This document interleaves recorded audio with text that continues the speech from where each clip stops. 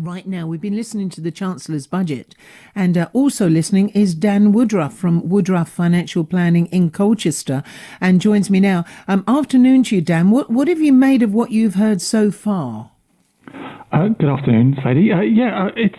It's an interesting budget this time. Often I listen to these things with expecting something exciting, and not a lot happens. But obviously we're in different times at the moment, so I think I would probably divide it into two. Really, there's what's happening now, and what's going to have to happen to start to pay some of this money back. I mean, there are eye-watering figures there in terms of amounts of borrowing that the government has had to make, and I think I would generally applaud them for the support they've given the economy and continue to do. And it seems that that's going to be extended, isn't it, until September in many cases. There's a variety of different levels of detail in all of that, but the furlough scheme, the self-employed scheme, the money for universal credit, all those kind of things that are going to help individuals keep going are going to be there for some time. But of course that's costing a huge amount of money, isn't it? And the government has dipped their hand in their pocket and borrowed that as they can, but eventually some of it has to come home to roost, and we have to start paying for some of that, I think, ultimately. So there are some interesting sort of tax rises coming our way. Obviously income tax is going to be tweaked around the edges. I mean, yes, they say they don't put the rates up, but what they do is they have sort of a creep around the edges in terms of the thresholds at which you have to pay different rates of tax. So that's going to affect everyone more than you might think. And the headline for me was what they're changing with corporation tax. I think businesses are going to have to pay for some of the support they've had in the next few years by paying more tax on the profits they make. So there's a load of stuff there, isn't there? But I think it's to be expected, isn't it? Really. I think everyone's a little bit worried, knowing that this has to be paid back. This is amazing, the help that, as you say, that they've given to businesses and to people. But this will eventually, somebody will have to pay for this. And how's it going to affect people? What is that new percentage they're talking about for the tax? Are they going to push more people into the 50 grand bracket? How's that going to work, Dan? Yeah, there's a couple of things there. I mean, what I'll say about government debt is, I think, as Simon was saying earlier, governments don't have to pay debt back in the same way that individuals do. So it's not like we've taken out a personal loan and it's got an end date to it. They effectively end up rolling that forward. And as long as the economy is growing, then it's more of a cost that they have to fund. Now, the interesting thing from our side is interest rates are historically low, so that means that borrowing is very cheap. In fact, the cost of borrowing now compared to 10, 20, 30 years ago is a much smaller proportion of income, which is why they can afford to do this in the short term. The danger in the medium term is if confidence is affected, if interest rates go up and the cost of sustaining the debt goes on. So in general terms, governments are kind of there. They've got their own bank, haven't they? The Bank of England. They can kind of ask for more money whenever they want, and it's a bit of a strange one to comprehend. But basically, they can go back to the world if they need to, and they have done here.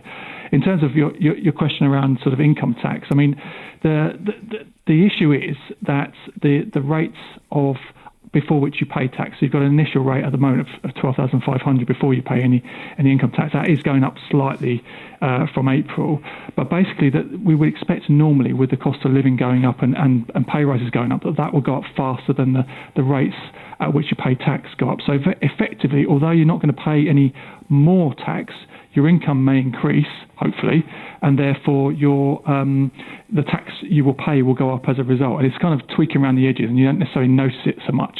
If the government said to us, we're changing the tax rate from 20% to 25%, we would notice that in our pay packet. But this is a sort of a creeping tax rise that you won't notice so quickly, I think. Bit of a stealth tax, do you think, Dan? Yeah, I think this is the way all governments do it, really. They make grand promises that they won't increase the rates of income tax, and they're sticking to their manifesto pledge by doing that.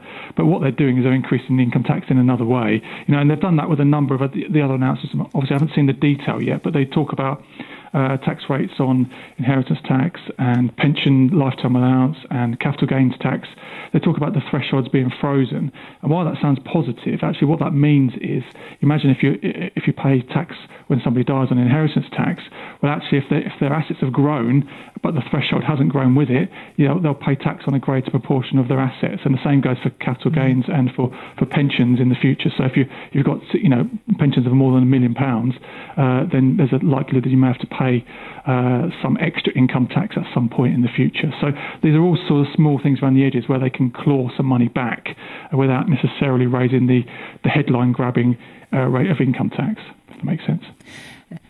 Does it make sense to you, the budget, Dan? You're the financial planning person, so does it make sense to you? Yeah, I think so. I mean, obviously, the detail needs to be analysed, but I think, of course, we've got to steady the ship first, haven't we? So the first thing is that they're supporting the economy, preserving jobs. I mean, one of the eye-catching elements was that the rate of unemployment hasn't gone up by as fast as was originally predicted. And I think the furlough scheme and the support for self-employed people has been very useful in that, and it's allowed business owners not to lay people off so soon. I mean, I think we'll see as that starts to be taken away whether some of those jobs are sustainable or not, and I think we will only know that after the fact, won't we?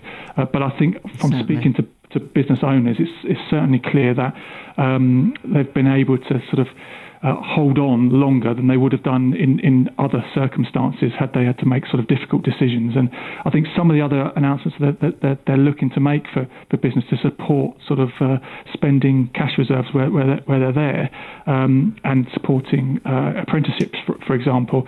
I know business owners who will jump on that because they'll see that as a great opportunity to make that decision to take on a member of staff or to invest in that capital project that they might not have done otherwise. So it is an incentive, and those incentives will drive behaviour, won't they? So I think in general we all know businesses that have made profits should have to pay, shouldn't they?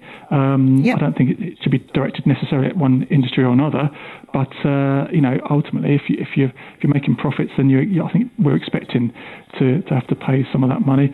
It's interesting that in the last election there was talk of putting corporation tax up to 25% by the now opposition, and that was rubbished by the Conservatives at that time, and that's where they're going now. So how things change, really, I suppose is my comment there. Really, it's interesting. Absolutely. Dan Woodruff from Woodruff Financial Planning and Culture. So thank you very much indeed for joining us. And yeah, he mentioned apprenticeships there, and that's right, there will be cash for companies to take on apprenticeships. And I like the way that they said of any age. So it wasn't just a young person one, that's of any age. So, it's not locking out somebody who maybe have lost their job at 40 or 50 or 60 and sort of thought, I'd take an apprenticeship. That would suit me. I'd like to start something new.